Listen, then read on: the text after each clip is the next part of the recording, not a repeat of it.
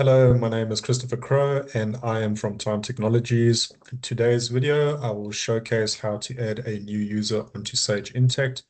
This is a common query that we receive from our clients when they have added new users into their entity and they wish for them to have a profile on Sage Intacct. Once I have logged onto Sage Intacct, I will receive or be at my home screen or navigational pane. I will then go to the application selector. I will then look for the application called Company. I will select Company. I will then navigate to the tab that highlights Admin, and then I will select the option Users.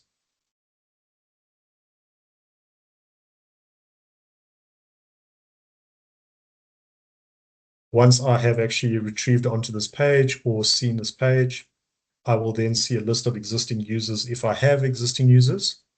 I will then go and click Create, or you can import a list of users if you have numerous users to import. But for the tutorial of this video, we'll be creating a single user. Once I log onto the user information page, you will see there's multiple tabs at the top, which we will go through. For the purpose of this demonstration, not all information will be populated, but only the required information and depending on your level of necessity within the company. So the first step that you're going to be doing is that you need to actually create a user ID. So in this case, I'm just going to call it Joe001. I then have to put in the user's name or their full name and surname. So in this case, I will put in the full name and surname. I'll put in the actual user's email address, which you'll see is highlighted by a red asterisk. Anywhere you see this is a mandatory field to fill in because the system requires it to be populated.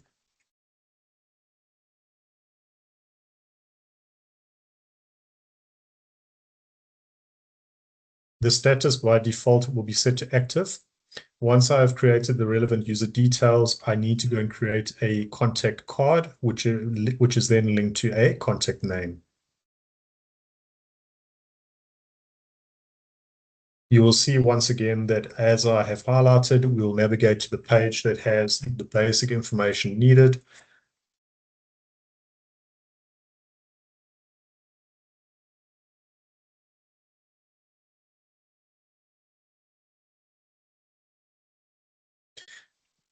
If there's any mailing information or if there's any additional information that you'd like to fill in here, you can.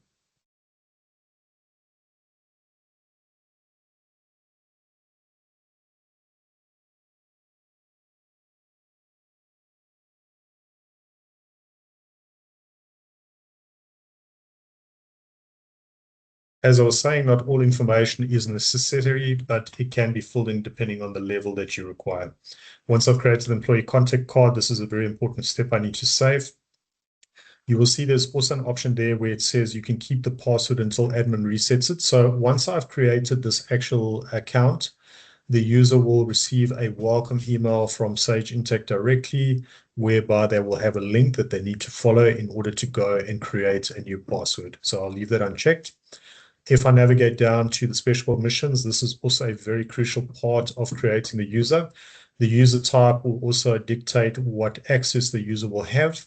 In this case, you will see there is a number of different users. So for example, if the user is only requiring a basic level access, for example, they only need to actually submit purchase requisition and view very baseline reports, we'll select an employee user. There is obviously a great explanation of each user type, which I will not be going through in this video, but nonetheless, we'll set it to a business user, which has full top level access of the system. If you require the user to have admin privileges, you will see that they have an option for limited and full. This is once again the ability to actually go and create other users, or if they don't require the step, to switch as off. If you have a different role set up, you will then go and select a role that the user is applied to. For example, if they are CFO related, or if they have got, if they're MD or ME of the company, we can go and select that, but we'll leave that blank. And also, you can limit the access to the different entities that they require. So if you have got multiple entities within your provision instance, you can go and select enable access to top level. If you only want them to have access to certain entities, you can then go and do the mapping. So for example, if you only wanted them to have access to Canada or United Kingdom, you would select that. If you have departments set up, once again, you can go and set them to only have access to a certain department, like the sales or the marketing department, as well as territories in this case. Okay. Once you have completed this information, you may then go and save. You will then be prompted with a user screen called Create New User, which you will go and click Create. You as the admin user, you will be prompted to put in your actual supervisor password, and then you click on Save.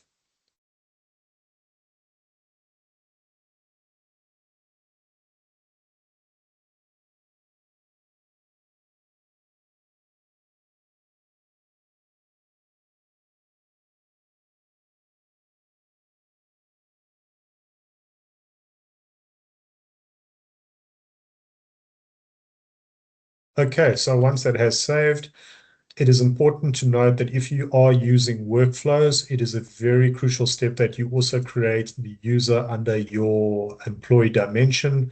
So once again, you will navigate to company, you'll go to setup, and then you will go to employees.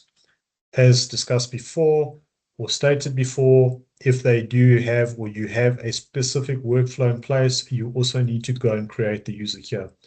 You'll click on create. You will have your existing contact card which you created. So for example, we use Joe Soap.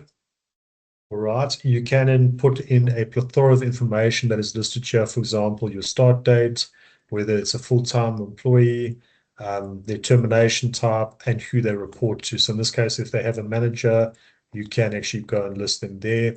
We're not going to fill in all this information at this point. As I said, it gets very detailed, but for the purpose of this demonstration, we're keeping it pretty simple. All right. And then once you've done that, you can click on Save once more. Okay, you will have to select a location. It's one of the crucial dimensions. So we select that and we click on Save. All right, and that is how we create our user.